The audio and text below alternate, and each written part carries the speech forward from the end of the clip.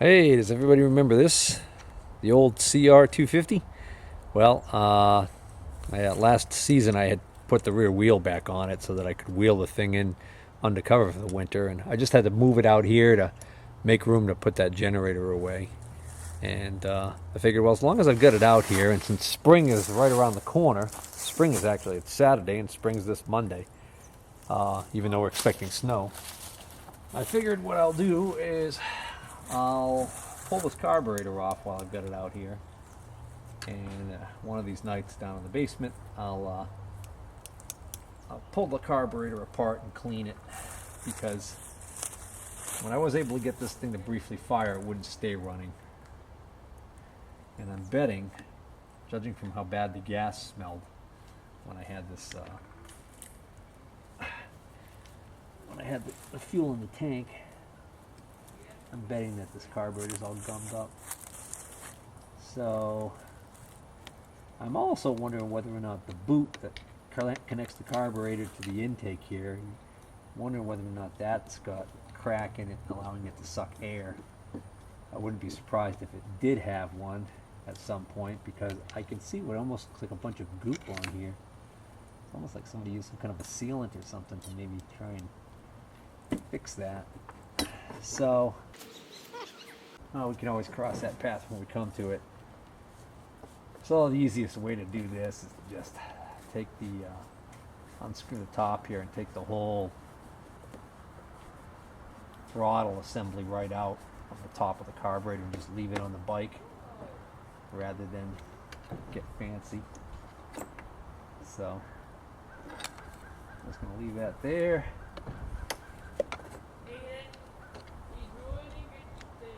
What? Pull this off here. What? And then I'll just take this whole carb into the basement. But yeah, that's got a horrible stale gas smell for sure.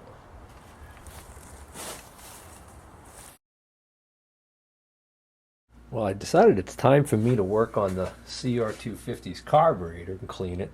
And I just happened to invert it over the bench here, and look at what came pouring out of this vent on the side here. Clear liquid. Sure looks like, well, doesn't smell like it, but it looks like water. Very interesting.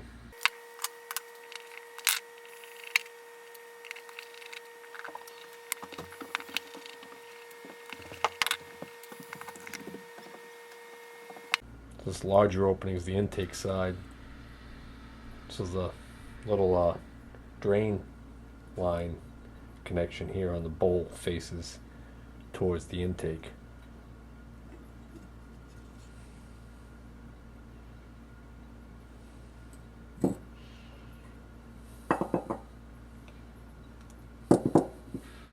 And the bottom of that bowl has some primordial ooze in it. So next up, I'm going to remove the float hinge pin. And that'll allow me to remove the float, and the needle will come out with that. And then I usually like to make note of how the needle is oriented when it's on this little tab right here.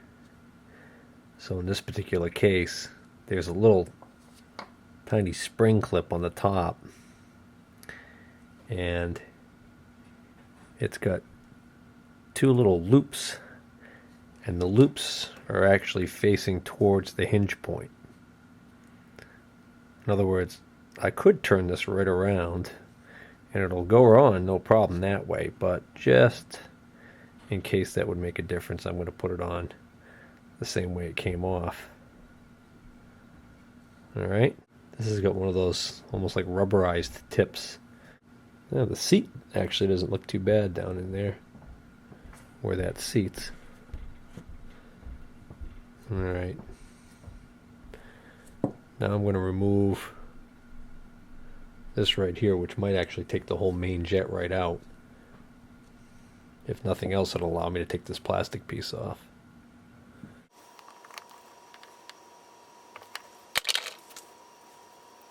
Nope.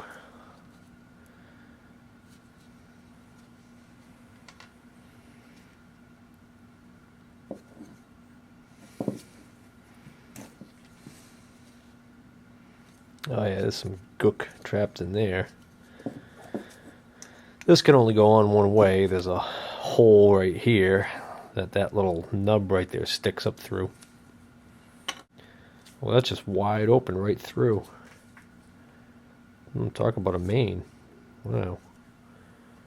So this little orifice in this thing is the only thing that limits that.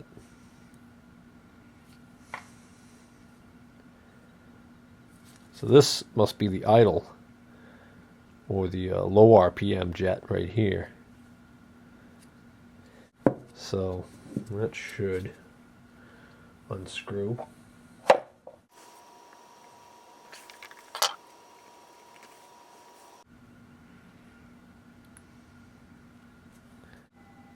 I can actually see light through this, so these are not clogged. This is interesting right here.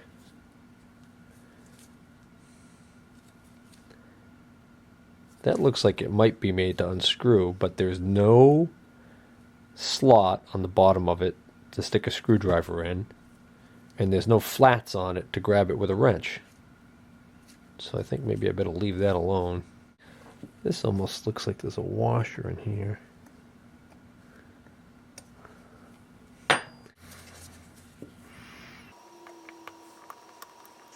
Now, if it comes out easily, I want to get it out so it doesn't fall out and get lost. But if it doesn't come out easily, I guess I'll just leave it alone. So I don't see any need to take that out. Huh. Something else I haven't seen before on a carburetor. There are two Torx security screws right here. One here and one here. They go through the casting, and that must allow you to remove this center piece that the main jet is located in. That's interesting. Down in here, there's a tiny, tiny orifice right there. And that's going to be a lot easier to clean if that piece is out. So let me see. I got a feeling I don't have Torx security driver bits that small, because I wanted to work on something recently and had really small ones like that, and I couldn't find any that small. So I have a Torx bit that small, but I don't have a security bit that small. And the difference is, if you look real closely, you can actually see there's a little nub right in the middle of where that little star shape is. And so what you end up with is a situation where, I'll show you. Here's a regular Torx bit, okay? And the problem is, because that's a solid piece, that's not going to go in that hole and engage that. So the one that would go in here looks just like this, but it has a hole. It's a hollow center, and that hole is designed for that little pin to go up inside of, allowing you to engage that bit. So that's the security feature. And it's a pain in the ass. Well, until I figure out what I did with my I do have a set of those little Torx security bits somewhere. Until I figure out what I did with those, I'm going to have to skip removing that for now. I think the next thing I'm going to do is I'm going to take this apart. This is the choke.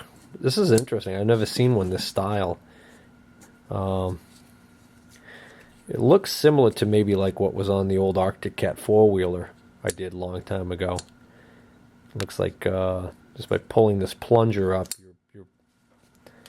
you're probably opening up this port right here and allowing the intake to just suck in raw fuel from there.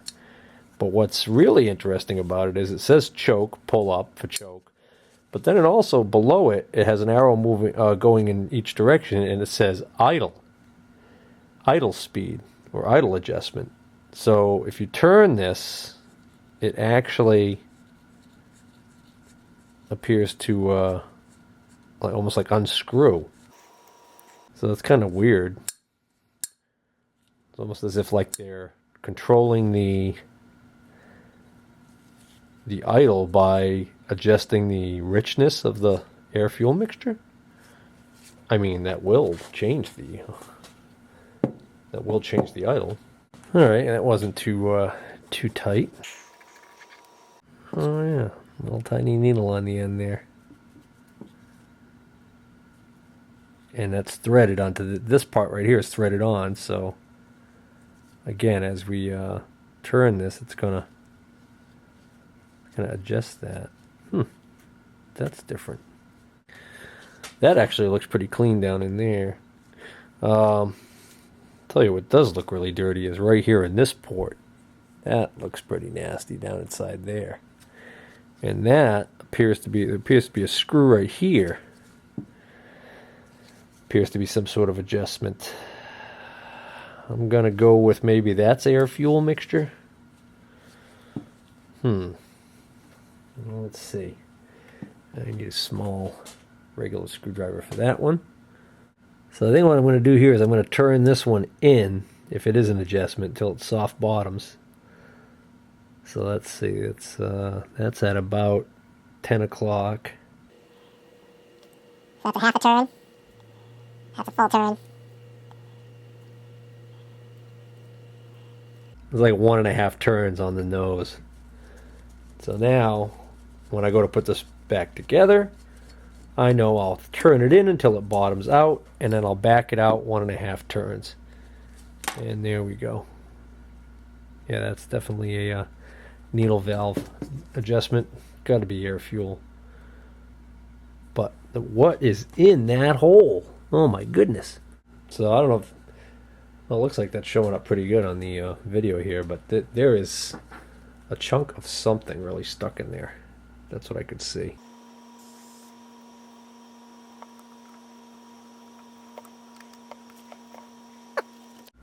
I'll tell you what, I can see that goes clear through. It's a straight shot right through to this centerpiece. And so when I take this centerpiece out, when I get these screws out, and I take that center block out, that's going to be a straight shot right through. It'll be easy as pie to clean that out. But there's some serious gunk in that opening. So I really got to find those. I think I've pretty much come to the end of what I can do here. I'm not going to remove any of these Welch plugs. These little metal caps right here, these are called Welch plugs. And they're designed to be able to be, basically you drive a little punch through to make a hole so you can pry them out, and they basically get destroyed in that process. And then when you buy a carb rebuild kit, it should come with those. And then that's so you can open up the area so you can really clean it. And I'm not going to do that because I'm not buying a carb kit. I'm just going to clean this carb and see what happens. So I don't see anything else I can really do on this thing as far as disassembly goes until I get that out.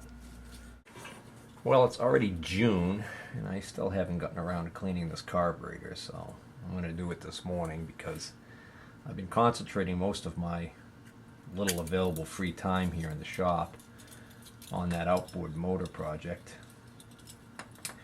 And I just keep seeing this carburetor and its parts laying here on the bench where I left them. It occurred to me that I'm getting sick of seeing it there. And before I lose any of the pieces, I figure I better get around to cleaning it. So also, the later it gets in the summer, the harder it's going to be to sell that bike, which I think is going to be probably the end result of this whole thing, is unloading it, letting somebody else take it, either in the direction of a full restoration, somebody who's into retro bikes maybe, or whatever they want to do with it. But I would like to see it run. So this is actually air intake and throttle body cleaner I got for $1 at the flea market, a brand new can. So that'll suffice for carb cleaner in this situation, because basically it's got the same kind of chemical compound in it. It's a chemical compound that's designed to break down the varnish deposits from fuel. So I'm going to throw some safety glasses on, because occasionally when you're using one of these things, you put it somewhere where it doesn't want to go, and it squirts right back out in your face, and you don't want to get this stuff in your eyes. My usual cast of characters, I usually have an old toothbrush, which I don't have on handy. I have this little wire brush just to do the inside of the bowl. I've got, well, they're kind of getting bent up, but these are Welding Tip Cleaners. These are for cleaning out the holes on your welding tips. And most auto parts stores sell a set of these, and they're good for cleaning a lot of the little orifices in here. And you just got to be real careful you don't use an oversized one and force it. If you have a very, very complete set of drills that has the really tiny little number sizes, or I think it's letters, I forget, but anyways, the little tiny drill bits, number sizes, you can use those, but again, you got to be real careful that you're not enlarging the jet, unless that's your intention. And another thing is, if you or a friend is a guitar player, when they change their strings, you can just, or when you change your strings, you can save your guitar strings. The high notes, the high E, for instance, makes a great little, you end up with a little miniature roll of this stuff. So when these get all bent up, the guitar string, you could just cut off a piece and go to town. So enough about that. The rest of this is pretty academic. Get an empty container so I can spray down the outside of this body and not get this stuff all over my workbench. This crap on the outside, start getting that off of there.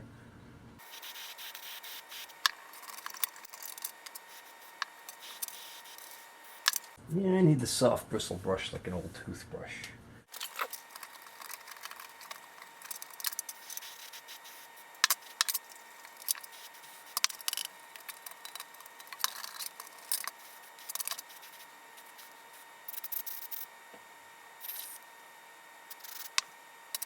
Forgot to mention, you should wear rubber gloves.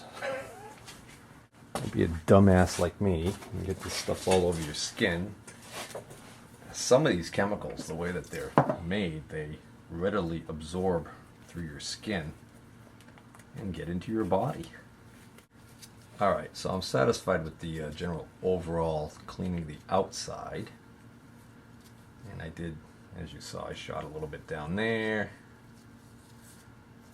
That's what she said. Oh, never mind. That doesn't make sense. Just checking to see if the seat looks good for the float needle. Because if that doesn't seat properly, you will get flooding and fuel leaking out all over the place.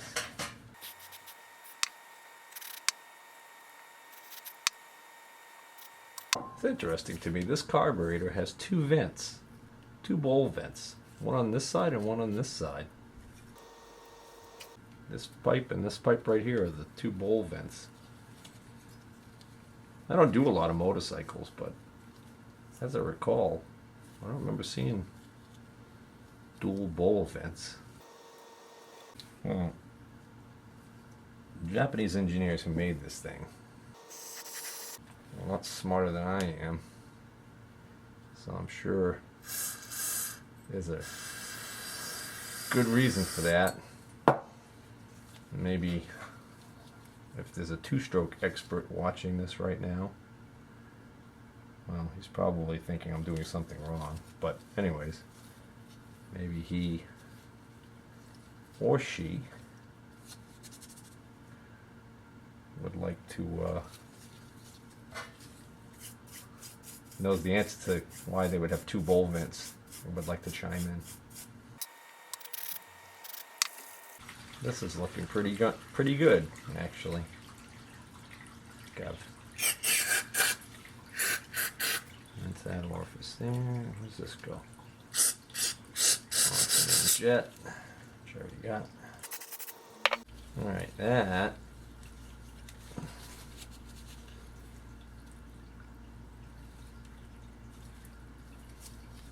I think that's going to take care of that.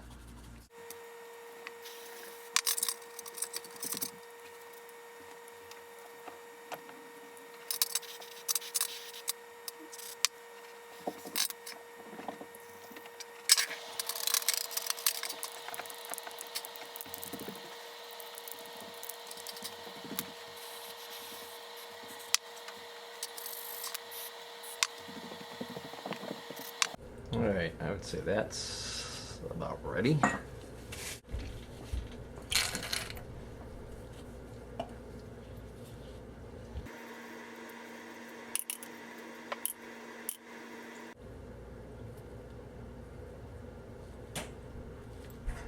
Alright, so these little items here, what I'm going to do is I'm going to put them in a little container, spray some of the cleaner in there and let them soak. This mess, this stuff evaporates, and so rather than have it evaporate and contaminate the whole airspace here in my workshop, I'm going to set this outside somewhere where no animals or anything are going to get to it. Although I don't think a coyote is going to come along and slip this stuff up. So I save these little containers like this all the time. I prefer to have a little glass jar, but the glass jars I have are larger. Glass is good because some of these chemicals will eat this plastic.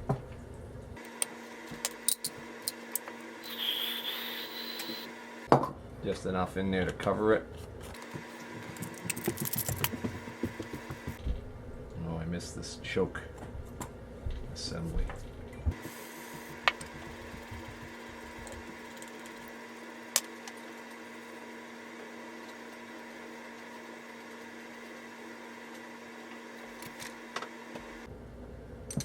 Looks good.